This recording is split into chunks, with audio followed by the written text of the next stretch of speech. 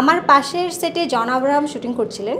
তো জীবনে আপনাদের সামনে আসলে, প্রেসে আসলে বা কোনো প্রোগ্রামে গেলে মেকআপ নয়তো আমি নর্মাল, জাস্ট বাসায় নর্মাল, কোথাও গেলেও আমি নর্মাল। হয় না এত ভালো বাজেটের ছবি বা এরকম বাজেটের গান, যে গানের বাজেটই 40 লাখ টাকা। তারপর আমরা ইন্দোনেশিয়াতে গান করেছি, আমাদের ছবির বাজেটই প্রায় 2.5 কোটি টাকা। সো আমি লাকি বলবো যে শুরুটা আমার এত ভালো ছবি দিয়ে হয়েছে। তোমার প্রত্যাশা কি ছবিটি নিয়ে? এটা কি আমার প্রত্যাশা যারা দেখবে তারা কেউ মানে কী বলে এটাকে, নিরাশ হবে না। আমার এখানে যারা দেখছিলেন ট্রেলার, ট্রিজার, গান সবাই এত প্রশংসা করছিল এবং তালি দিচ্ছিল, আপনারা শুনতে পাচ্ছিলেন। সো আমি জানি যারা দেখবে তারা প্রশংসা করবে। ও ওয়াও, সেখানে হচ্ছে এইটা যেহেতু ডিফারেন্ট, আমি নাচ শিখেছি সেখানে, এই টাইপের নাচ আমার কখনো শেখানো হয়নি। এটা হায়দ্রাবাদের অনেক বড় কোরিওগ্রাফার ছিলেন, যার নাম ছিল কী বলে এটাকে, master, Bhanu master. So Bhanu মাস্টারের করা ছিল, ওনার অনেক পপুলার গানই আছে, আপনারা দেখতে পারবেন, দেখেছেন। ওনার করা ছিল এবং উনি যখন আমাকে কঠিন কঠিন স্টেপগুলো দিচ্ছিলো যেগুলো তোমাকে করতে হবে, ওগুলোর জন্য আমি টাইম নিয়েছিলাম 3 দিন। তো ওনারা একদিন শুটিং করেছে। যদি আমি ওই প্রপার 3 দিন টাইম পেতাম তাহলে মনে হয় যে আরও বেটার হতো। মানে এখন যেটা হয়েছে, তো আপনারা সবাই এত প্রশংসা করেছেন, সেটা তো মাই গড আরও বেটার হতো। আর আমরা এই গানটা করেছি বাহুবলীর সেটে। সো সব কিছু মিলে আমার সাথে খুব, মানে বাহুবলী তখন ছবি হচ্ছে সেখানে ওই ছবির সেটে আমি গান করেছি, আমি তো অনেক এক্সাইটেড ছিলাম।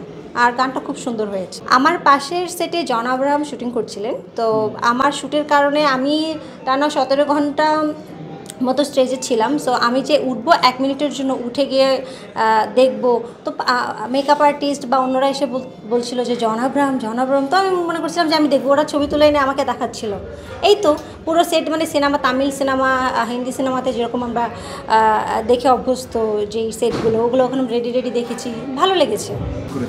সিনেমার গল্পের প্রয়োজনে ওখানে যাওয়া, যেহেতু সিনেমার মধ্যে দেখানো হয়েছে শুটিং, সুপারস্টার, সিনেমার নায়ক নায়িকাদের গল্প, তো সেখান থেকে ওখানে সিলেক্ট করা শুটিং কোথায় পাবো আমরা, রেডি সেট, এরকম সুন্দর লোকেশন। আমরা শুটিং করার জন্য যেরকম পেছনের গল্পটা, পেছনের সেট শুটিংয়েই দেখানো হয়েছে ওখানে, তো সেখান থেকে চুজ করা হয়েছিল রামোজি ফিল্ম সেটে।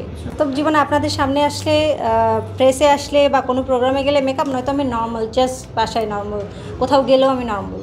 আমি বাজেট দেখে কিনি না, আমি কিনি হচ্ছে কোনটা আমার স্কিনের জন্য ভালো, কোনটা আমাকে, মানে কোনটা আমি পছন্দ করি সেটা দেখে কিনে। মেয়েরা আই থিঙ্ক সাজতে পছন্দ করে, মেয়েদের মেকআপ দিতে বিরক্ত লাগে না নাকি? আপনাকে মেকআপও লাগে না, ন্যাচারাল বিউটি? এটা তো আপনারা বলবেন। আর বাকিটা আমি যে মেকআপটা দিয়ে আসি বা দেই শুটিংয়ের ক্ষেত্রে, এর বাইরে আমি নিজে একদম ঘরোয়া, আমি লাইক কিছুই দেই না, জাস্ট ময়শ্চারাইজার, এমনিতেই ন্যাচারাল। হ্যাঁ। এই যে আপনারা যখন গান দেখাচ্ছিল দেখে যেরকম ওয়াও বলছিলেন, তালি দিচ্ছিলেন, খুব রোমান্টিক সিন ছিল আমাদের, লাইক হিরো হিরোইনদের যেরকম আমরা দেখতে চাই পর্দায়, সো ওরকমই ছিল, খুব ভালো ছিল। আমি দেখি না আসলে, আমি নতুন কাজ করছি, সো আমার চোখে পড়েনি, আমি দেখি না। এবং অনেক আগে হয়তো বা নারী জার্নালিস্ট ছিল না, এখন যেমন আপনি আছেন, আপনার ফ্যামিলি থেকে যেরকম সাপোর্ট করছে, আমার ফ্যামিলি থেকে ওরকম সাপোর্ট করছে। কাজ আপনার যেমন ট্রাস্ট করে, আমাকে এরকম ট্রাস্ট করে যে আমার মেয়ে এমন কিছু করবে না যেটা আমাদের জন্য ক্ষতিকারক।